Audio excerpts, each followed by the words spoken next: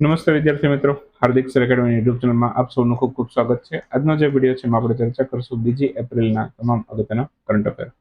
Video શરૂ કરું એ પહેલા તમે આપણી એન્ડ્રોઇડ એપ્લિકેશનમાં જોડાઈ શકો છો. નંબર ઉપર વોટ્સએપ મેસેજ કરશો તો પણ મળશે, પ્લે સ્ટોરમાં સર્ચ કરશો તો પણ મળી જશે, અથવા ડિસ્ક્રિપ્શનમાં પણ આપણી એપ્લિકેશનની લિંક આપેલી છે.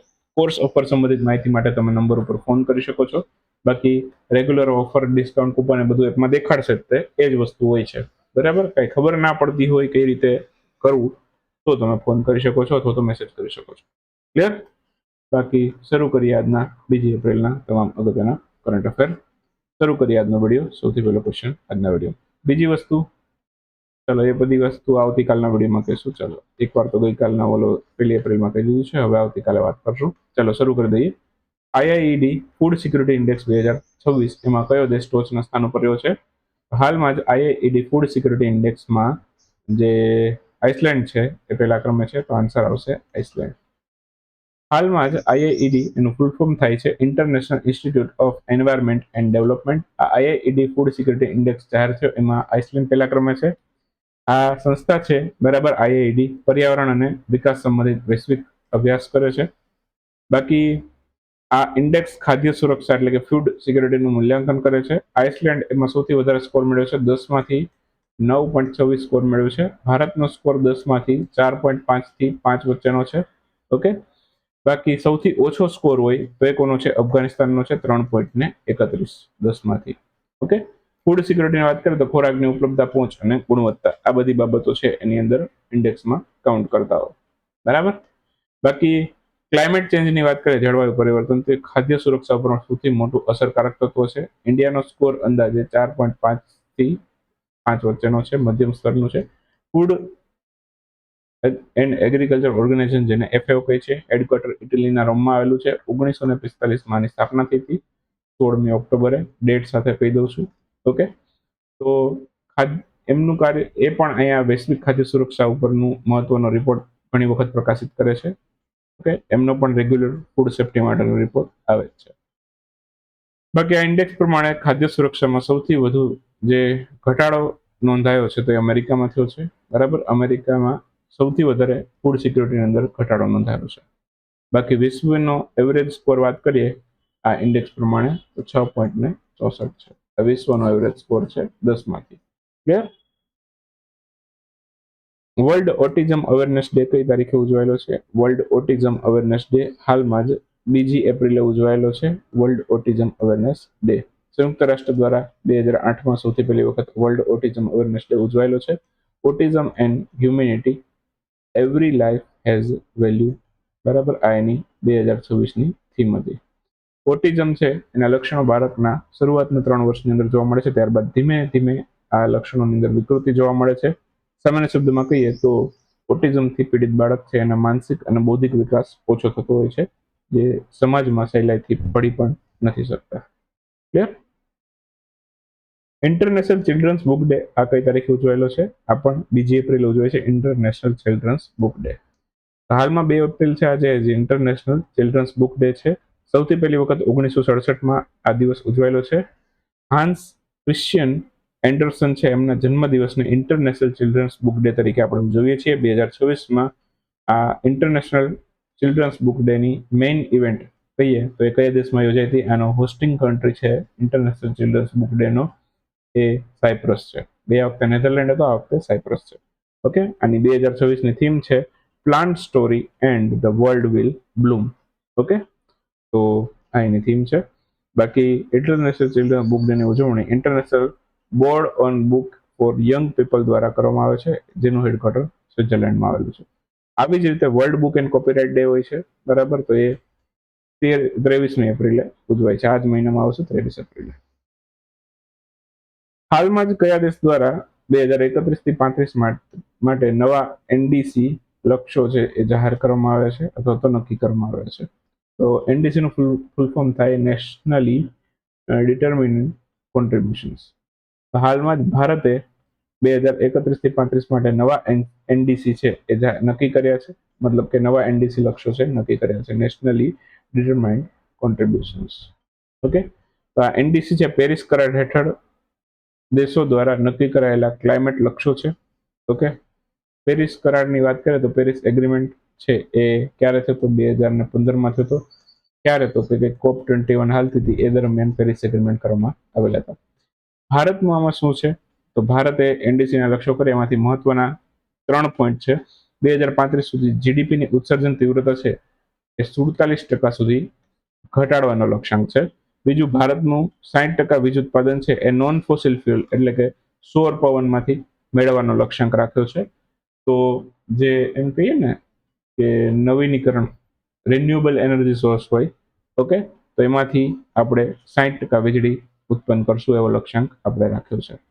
31 થી 35 દરમિયાનના લક્ષ્યાંકો છે, ગમે ત્યારે એમાંથી હાંસિલ કરવાના છે. 3.5 થી 4 બિલિયન ટન જેટલા CO2 સક્ષમ વધારવાનો CO2 સમકક્ષ વધારાનો જે કાર્બન છે એને સિંક બનાવવાનું લક્ષ્યાંક કરીએ છીએ આપણે. તો 2070 સુધીમાં તો આપણે નેટ ઝીરો બનવું છે. પણ કાર્બન સિંક એટલે શું? તો કાર્બન સિંક એટલે જે જંગલો અને વૃક્ષો છે એ વાવી અને કાર્બન ડાયોક્સાઇડ છે CO2 એનું શોષણ કરવાની ક્ષમતા વધારવી. ઓકે, તો આ ટાઈપનું આપણે કાર્ય કરી રહ્યા છે, જેમાં ક્લાઇમેટ ચેન્જના મુખ્ય જે ગેસો છે એનું પણ વાત કરી લઈએ. પૂછી શકે નીચેનામાંથી કયો ક્લાઇમેટ ચેન્જ અથવા તો જળવાયુ પરિવર્તનને નુકસાન કરતો ગેસ છે? તો કાર્બન ડાયોક્સાઇડ, મિથેન અને નાઇટ્રોજન ઓક્સાઇડ N2O આ બધા છે, બરાબર, એ ક્લાઇમેટ ચેન્જને અસર કરતા મુખ્ય ગેસો છે. ભારતે ઇન્ટરનેશનલ સોલાર એલાયન્સ છે એના સ્થાપક દેશોમાંથી એક છે. ઇન્ડિયા અને ફ્રાન્સ બંને મળીને સ્થાપના કરી હતી. હેડક્વાર્ટર હરિયાણાના ગુરુગ્રામમાં છે. 2015માં સ્થાપના ભારત ફ્રાન્સ બંને મળીને કરી હતી. 2016માં 52મું જી શિખર સંમેલન કયા દેશમાં થશે? આ ફ્રાન્સમાં થવાનું છે. 52મું જી શિખર સંમેલન, બરાબર, એ 2026માં ફ્રાન્સમાં થશે. ઓકે, અને G7 ને ગ્રુપ ઓફ 7 ના નામથી પણ ઓળખીએ છીએ. સામેલ દેશોની વાત કરીએ, 7 સભ્ય દેશો છે G7 ના. એમાં અમેરિકા, યુકે એટલે કે United Kingdom, Canada, France, Germany, Italy અને જાપાન આ બધા દેશોનો સમાવેશ થાય છે. GF જ્યુસના નામથી ઓળખાય છે, JUICE, બરાબર. તો આ GF જ્યુસથી તમે યાદ રાખી શકો છો. ઓકે, G ઉપરથી જર્મની, F ઉપરથી ફ્રાન્સ, બરાબર, J ઉપરથી જાપાન, U ઉપરથી યુકે, બરાબર, I ઉપરથી ઇટલી અને E ઉપરથી ઇંગ્લેન્ડ અને C ઉપરથી કેનેડા, બરાબર. તો આવી રીતે GF જ્યુસથી તમે યાદ રાખી શકો છો. ચાલો, શરૂઆત થઈ G7ની ક્યારે થઈ હતી? 1995-75માં.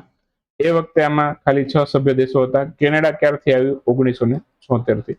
એ પછી આ G7 બની ગયું છે, બરાબર. અને એના પછી 1997માં, બરાબર, રશિયા જોડાયું. એના પછી G8 બન્યું, ફરી પાછું રશિયાને દૂર કર્યું છે 2014થી. એમાં પણ એ જ કારણ હતું, યુક્રેન ઉપર હુમલો કર્યો હતો ને એવું બધું. તો G7 નું કોઈ મુખ્ય મથક નથી, બરાબર. દરેક વખતે અલગ અલગ દેશોનું આયોજન કરે છે અને મોદી સાહેબને દર વખતે આમંત્રણ મળે છે, બરાબર. તો આ વખતે પણ આમંત્રણ મળેલું છે. ફ્રાન્સ જવાના છે G7માં ભાગ લેવા માટે.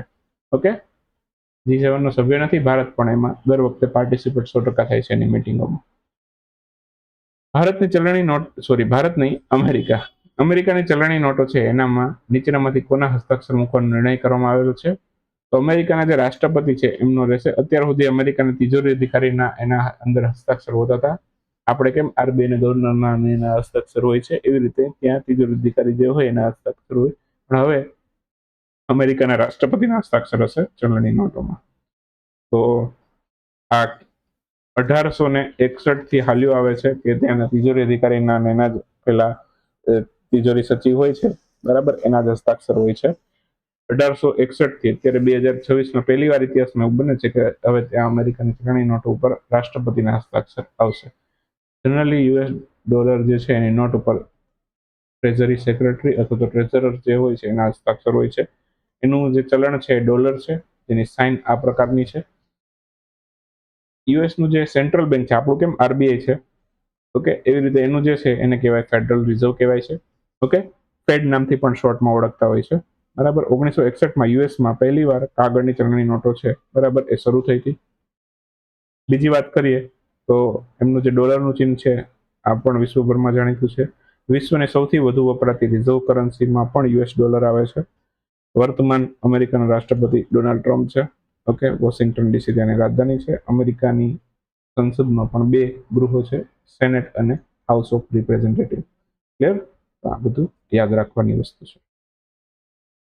વર્ષ 2026માં આઈપીએલમાં કેટલામાં સંસ્કરણનું આયોજન થઈ રહ્યું છે? 2026માં આઈપીએલનું હાલમાં જ 19મા સંસ્કરણનું આયોજન થઈ રહ્યું છે. તો આન્સર આવશે 19. આઈપીએલ જે છે એનું પૂરું નામ થાય ઇન્ડિયન પ્રીમિયર લીગ. 19મું સંસ્કરણ છે. 2008માં આઈપીએલની શરૂઆત થઈ હતી, બરાબર. અને બીસીસીઆઈ દ્વારા આ શરૂ કરવામાં આવેલું છે. તો BCCI board of control for cricket in India એમના દ્વારા આનું આયોજન કરવામાં આવે છે. દુનિયાની સૌથી મોટી T20 ક્રિકેટ લીગમાંથી એક છે.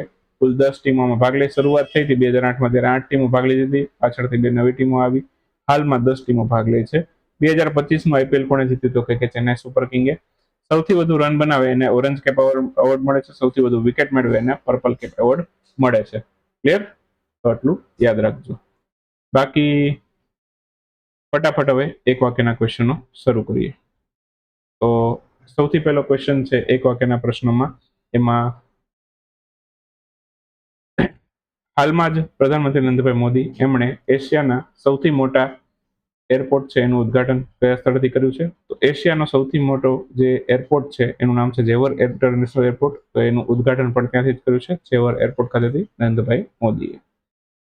હાલમાં જ ગુરજત સિંહ એમણે પોતાની નિવૃત્તિ અંગે જાહેરાત કરી છે. એ કઈ રમતના ખેલાડી હતા? તો એ હોકીના ખેલાડી હતા. આન્સર આવશે હોકી.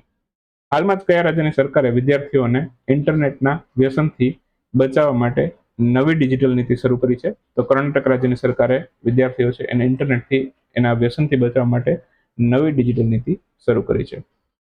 દિલ્હી ઇન્ટરનેશનલ ફિલ્મ ફેસ્ટિવલમાં લાઈફ ટાઈમ અચીવમેન્ટ એવોર્ડ છે એનાથી કોને સન્માનિત કર્યો છે? તો એનાથી નંદામુરી બાલકૃષ્ણને સન્માનિત કરેલું છે. હાલમાં જ દિલ્હી ઇન્ટરનેશનલ ફિલ્મ ફેસ્ટિવલમાં લાઈફ ટાઈમ અચીવમેન્ટ એવોર્ડ મળ્યો છે નંદામુરી બાલકૃષ્ણને. હાલમાં જ કયા દેશ દ્વારા નાના બાળકો માટે સખત સ્ક્રીન ટાઈમ માટે દિશા નિર્દેશો જાહેર કરવામાં આવે છે? નાના બાળકો છે, આને થોડુંક ડીપમાં લઈશું આવતીકાલે, પણ આજે ઓનલાઈનમાં યાદ રાખી લો કે નાના બાળકો માટે દિશા નિર્દેશો કોણે જાહેર કર્યા? તો કે યુકે. 175 કિલોમીટર પ્રતિ કલાકની ઝડપવાળી કાર્ગો બુલેટ ટ્રેન એનું સંચાલન કયા દેશમાં કરવામાં આવ્યું છે? તો આ જાપાનમાં થઈ છે. 175 કિલોમીટર પ્રતિ કલાકની ઝડપવાળી કાર્ગો બુલેટ ટ્રેન જાપાનમાં બની છે. હાલમાં કયા દેશ દ્વારા 4 મહિના સુધી પેટ્રોલની નિકાસ ઉપર પ્રતિબંધ મૂકવામાં આવ્યો છે? તો 4 મહિના સુધી રશિયાએ પેટ્રોલની નિકાસ ઉપર પ્રતિબંધ મૂક્યો છે. વિશ્વ પિયાનો દિવસ આ કઈ તારીખે ઉજવાયેલો છે? વિશ્વ પિયાનો દિવસ 28મી માર્ચે ઉજવાય છે. અને લાસ્ટ ક્વેશ્ચન છે કે હાલમાં જ કયા દેશની સરકારે ધોરણ 5ના બાળકો માટે તમામ પારંપરિક પરીક્ષાઓ સમાપ્ત કરી છે?